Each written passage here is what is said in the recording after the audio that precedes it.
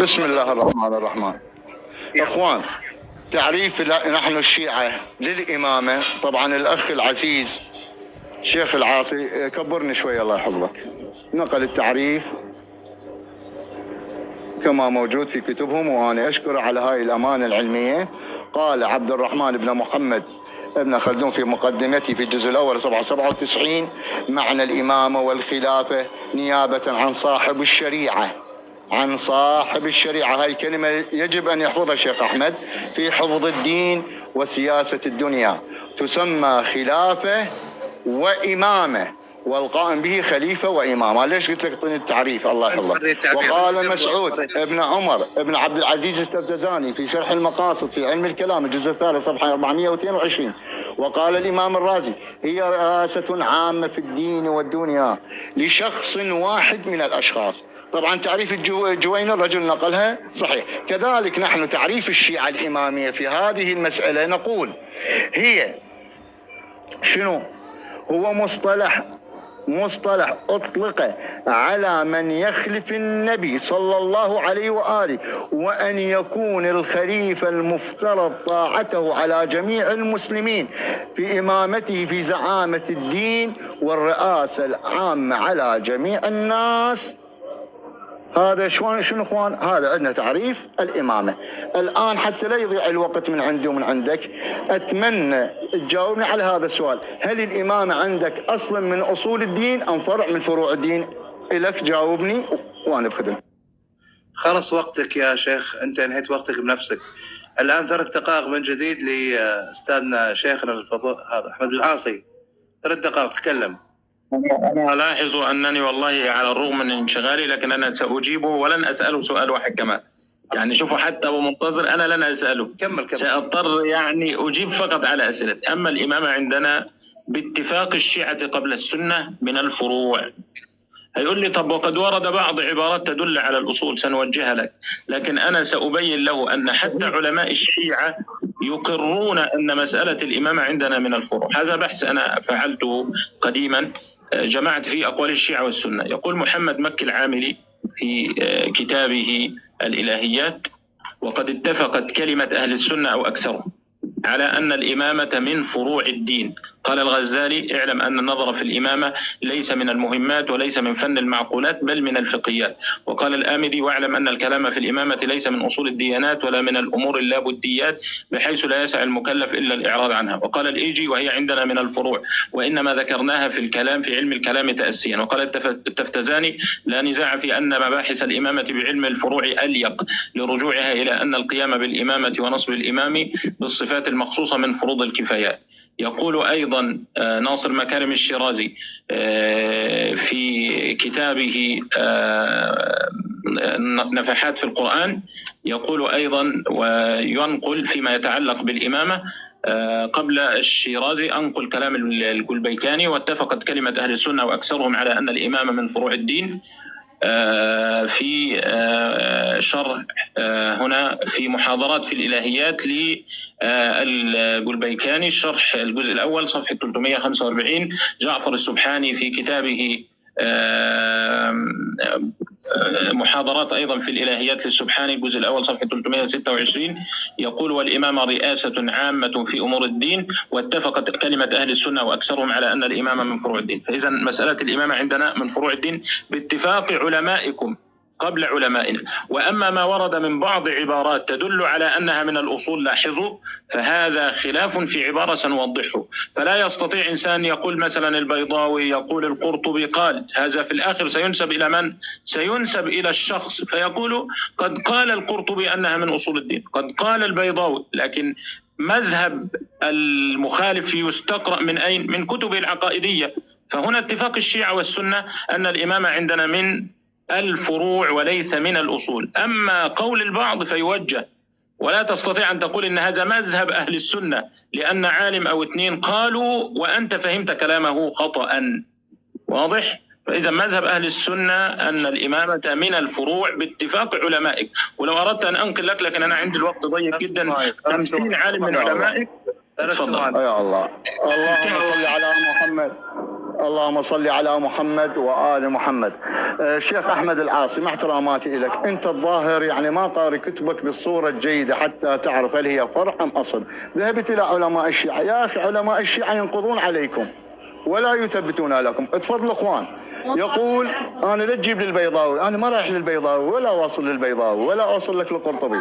قال ابو حيان محمد بن يوسف بن علي بن يوسف بن حيان في تفسير البحر المحيط، وقد ذكر بعض المفسرين، طبعا الجزء الاول الصفحه 496، وقد ذكر بعض المفسرين هنا احكام الامامه الكبرى، وإن كان موضوعها أصول الدين فهناك ذكرها. هذا الأمر الأول. الشيخ الوهابي ناصر بن عبد الكريم العقل في كتابه مجمل أصول أهل السنة والجماعة في العقيدة في الجزء الأول الصفحة 9 يقول الإمامة الكبرى أثبتت بإجماع الأمة وبيعة ذوي الحل والعقل منهم، وقد تغلب حتى اجتمعت عليه كلمة. هاي عندكم إمامة عظمى أصل. نأتي الآن إن شاء الله المصادر موجودة وأنا بخدمتك. نأتي إلى منو؟ ابن تيمية في السياسة الشرعية في إصلاح الراعي والرعية في الجزء الأول صفحة 217. يجب أن يعرف أن ولاية أمر الناس من أعظم الواجبات الدين، من أعظم واجبات الدين إخوان، يعني الشغلة مو سهلة، بل لا قيام للدين إلا بها، لا قيام للدين إلا بها. أنا ما أعرف شلون هذا مو أصل.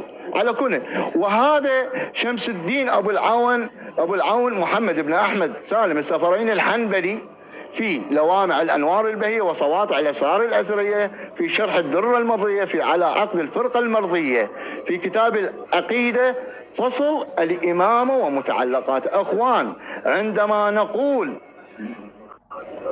عقد الفرقة العقيدة يعني هي العقائد، عندما نقول العقد يعني العقائد. عندما يقول وكل ما ذكر إقامة الحدود ويقول فلهذا قلنا ولا غنى لملة الإسلام عن إقامة إمام. إذن أصل. نأتي إلى من هو الحنفي في الدر المختار في باب الإمامة، هي صغرى وكبرى، فالكبرى استحقاق تصرف عامة على الأنام وتحقيق في علم الكلام. هذا الأمر الأول حتى ما أطول. نأتي إلى الهيثمي في الصواعق المحرقة كتب العقيدة الجزء الأول صفحة 25.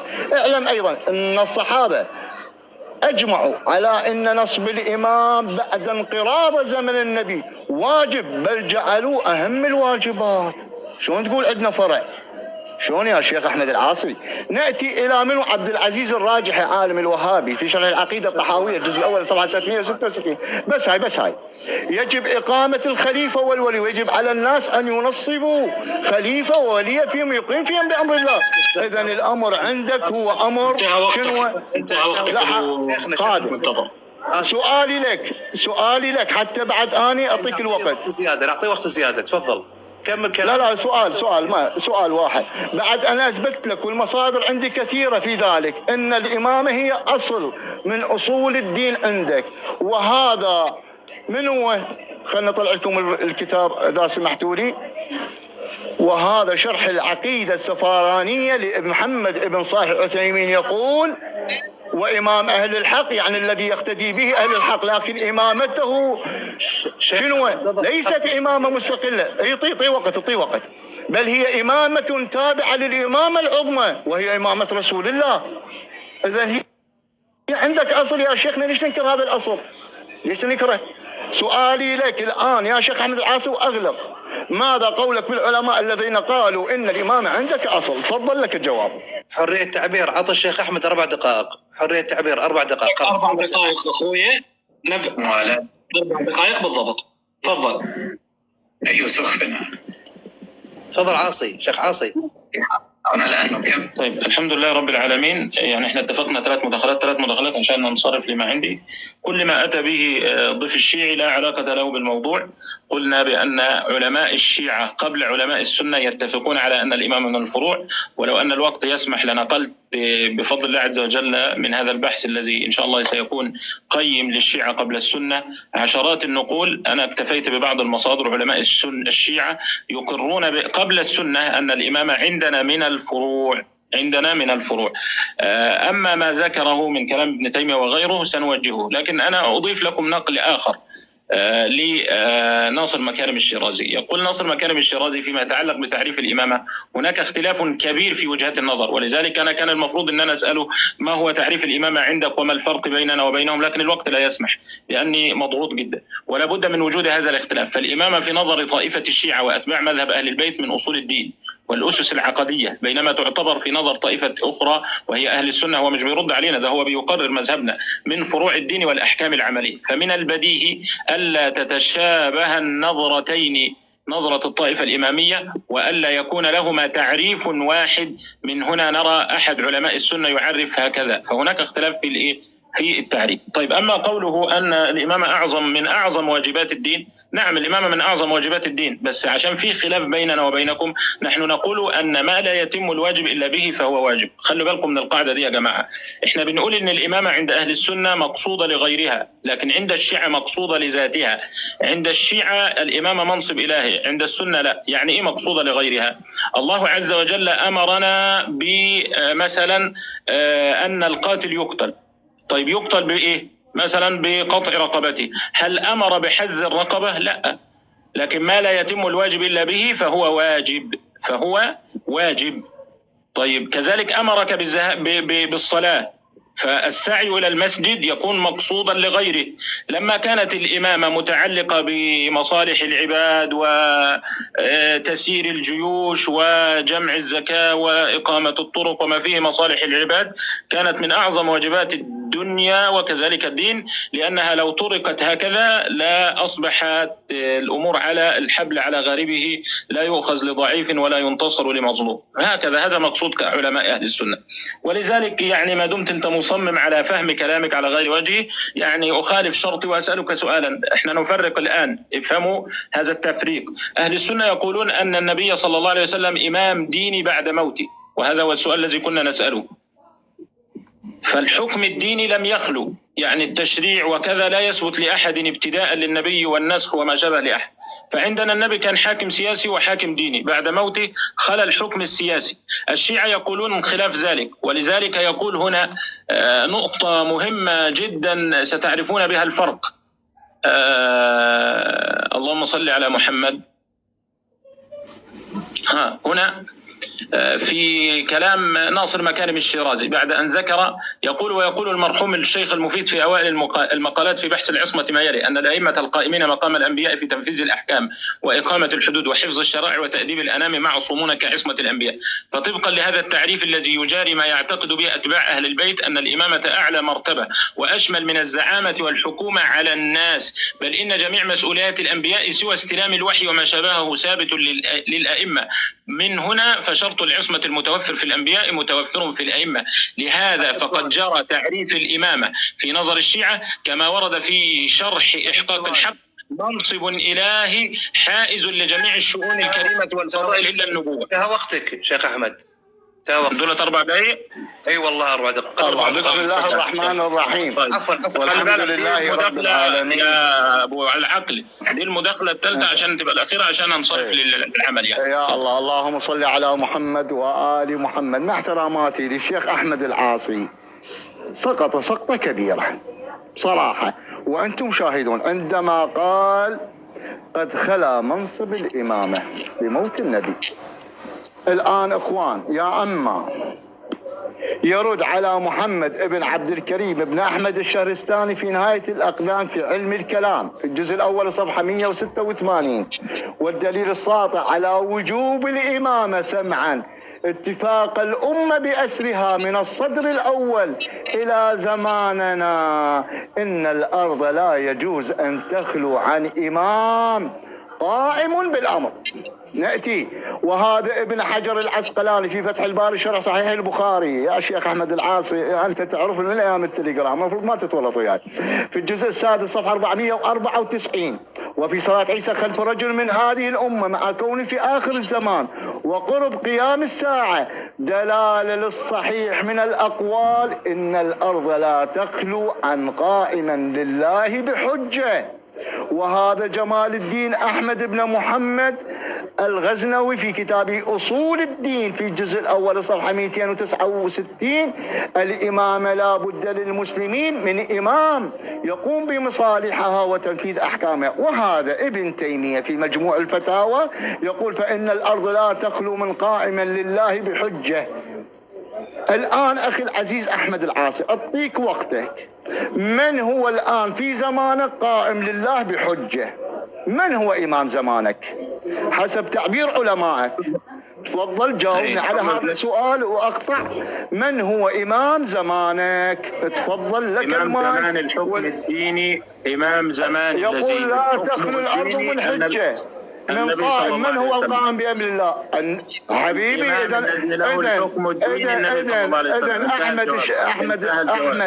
إذا أحمد العاصي يكذب هؤلاء العلماء ويقول إن الأرض لا تخلو من حجة. هذا حديث كذب واستدلالات كاذبة، وبذلك هدم العقيدة السنية الذي كل واحد يأتي يقول بكلام، المحاور يأتي بكلام. حبيب أحمد العاصي أنت لا تلزمني، أنا يلزمني قول علمائك. تفضل غلط ذولا علمائك، وإذا تحب أعطيك بعض مصادر ما عندي مانع. امتلال حلول الوقت عن إمام، هذه أقوال علمائك. تفضل سقط علمائك، ينتهي الحوار. قول علمائي لا يفقهون وأنا أفقه أكثر منهم، وأن الأرض لا تخلو من حجة من قائم، هذا كذب، وتنتهي المناظرة. تفضل لك الوقت. تنازل عن وقتك. ايوه هي انتهت المناظرة، هي انتهت المناظرة، انتهت. أنت كذبت علمائك، هذا اللي أريده أنا. طيب، الحمد لله رب العالمين، وصلى الله وسلم وبارك على النبي الأمين. والله كنت أتمنى فعلا أنه يكون هناك وقت، لأن كلام الراجل يعني أبو منتظر فيه مصائب وكوارث، لكن يكفيني فقط أنني قلت له أن إمامي صلى الله عليه وسلم، ويقول لا. شفتم الفرق بين أهل السنة والشيعة؟ أهل السنة يقولون الإمام الديني بعد الذي له الحكم الديني النبي صلى الله عليه وسلم، ولذلك لما سألته هل النبي إمام عندكم لا يستطيعون الجواب. الحمد لله رب العالمين أقر بذلك، لا يرضى بجوابي. أما كلام علمائي فواضح، في فرق بين الحجة والقائم لله بحجة. العلماء عندكم الآن قائمون لله بحجة. كبر الشاشة. لا تقاطعني ما قاطعتك. ففرق بين الحجة والقائم لله بحجة. القائم لله بحجة هؤلاء العلماء، أما الحجة هو الذي يكون قوله وفعله حجة في نفسه. فكلام علمائي واضح، لكن أنت الذي فهمت كلامي على غير وجه. الآن أنا سألته سؤال واحد بس يتي، يعني لم أسأله في فرق بين القائم لله بحجة وبين الحجة. القائم لله بحجة هم العلماء، هنا يتحدث عن العلماء، انتهى. فالآن أيها الكرام يكفيني فقط هذه الجواب الذي قر المداخلة السابقة التي كانت مع الضيوف. هل النبي عندكم إمام؟ ولذلك نحن قلنا لما قلت أن النبي صلى الله عليه وسلم كان حاكم سياسي بموته، نحن نحتاج حاكم سياسي، لا نحتاج حاكم ديني. الشيعة يقولون كما قال ناصر مكارم الشيرازي نحتاج لحاكم ديني يعني معصوم بعد النبي، ونحتاج لحاكم سياسي. فهم لا يعتقدون أن النبي حاكم ديني بعد موته، أي له الإمامة بعد موته. فإذا أيها الكرام هذا أبو منتظر الحمد لله أقر كلامي السابق أن النبي عندهم ليس إمام. شفتوا يا جماعة؟ فوافق قولي، إذ لو كان يرى أنه إمام لما قلت له الإمام عندي هو النبي قال كذب علمائك، وعلمائي كلامهم واضح، قائم لله بحجة وليس حجة. فرق بين الحجة والقائم لله بحجة، فرق بين الحجة والقائم لله بحجة. الحجة هو المعصوم في نفسه الذي يكون قوله حجة، وأما القائم لله بحجة هم العلماء زي علماءكم الآن المراجع. إذا الآن أيها الكرام هذه طبعا المداخلة الأخيرة، وقضى الرجل على عقيدته وأقر بما كنا نتنازع فيه، والنبي صلى الله عليه وسلم ليس عندهم إمام. من هو إمامك أحمد العاصي؟ هذا التعريف. يا أبو منتظر كفاية بقى، كفاية عليك كده. هاي حفظ الدين والسياسة، الخلافة والإمامة. من هو القائم لله بحجة؟ ليش تشريد؟ آسف أبو منتظر هذا وقته.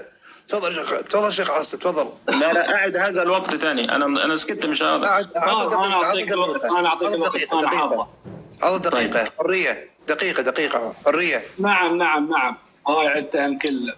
طيب الجماعة أنا ما قاطعت أبدا، الرجل بهذه الكلام أقر الكلام اللي احنا كنا بنتنازع فيه، فالنبي ليس عندهم إمام، إذ لو كانوا يرونه إماما ما قالوا بهذا الأمر إن احنا نحتاج إلى رجل بعد النبي فيه مواصفات النبي ولا بد أن يكون معصوم وما شابه. فإذا أقر القول الأول، يعني هو جاء فسر الماء بعد الجهد بالماء. وعلى كل كنت أتمنى فعلا أن يكون عندي وقت، لكن وفاء بالعهد 3 مداخلات ودي المداخلة الأخيرة لي، وأنصرف إن شاء الله بعد مداخلتي فدك ارجع لك لو انت عايز يعني تكمل هدم عقيدتك، انا مستعد. فانا اكتفي، الحمد لله وفيت لكم بوعدكم واشكركم على هذا.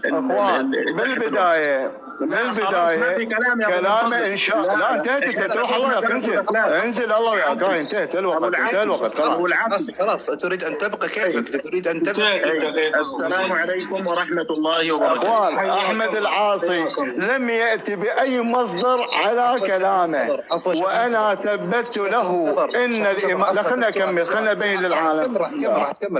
راح تكمل بس سؤال فني. يا جماعه اشهدوا ان قناتنا قناه الموالين اعطت الفرصه الكامله للضيف العاصي ان يتكلم. ولاحظوا حتى في ناس تقول استدلال رائع للعاصي وكذا وكذا، ما معنات ان اعطيناهم الفرصه لكي يتكلموا. والله سبحانه وتعالى شاهد. الحمد لله. مجال دقيقه واحده موقف. اكمل المتضرر. لا دقيقه اخوان، انتم كلكم شاهدون. عرفوا الامامه بمن؟ الخلافه والامامه نيابه عن صاحب الشريعه في حفظ الدين والسياسه. كل علماء هذا تعريفه. من اجيتكم اشرب هذا الكلام ما جاوب عليه. دلائل التصحيح من اقوال ان الارض لا تخلو عن قائم لله بحجه. من هو القائم مالك؟ يقول النبي. والله سبحانه وتعالى يقول انما انت منذر ولكل قوم هاد. انت من الهادي مالك الان؟ هذا الهروب اخوان من موضوع الامامه. انا مع احتراماتي لتحريه التعبير من سعد الصعيدي وتلميذ الشيخ احمد هذا عرفوا احمد العاصي وعرفوا شلونكم شيء. انا مجاهد زين. هذا الكلام اخوان اللي يشردون من عنده في كتبهم. هذا شوفوا العسقلاني في شرح صحيح البخاري يذكر لا تخلو الارض من حجه، ما تخلو الارض من قائم لله. وهذا الشهرستاني كذلك. وهذا ابن تيميه يقول ان الارض لا تخلو من قائم. من هو القائم مالكم الان؟ هذا الهروب اخوان من موضوع الامامه. فلا تلعب وياي هاي اللعبه مره ثانيه احمد العاصي وتتكلم الكلام الانشائي. انا اشكرك على اتاحه هذا الوقت الي، واشكر حريه التعبير، واتمنى ما قصرت.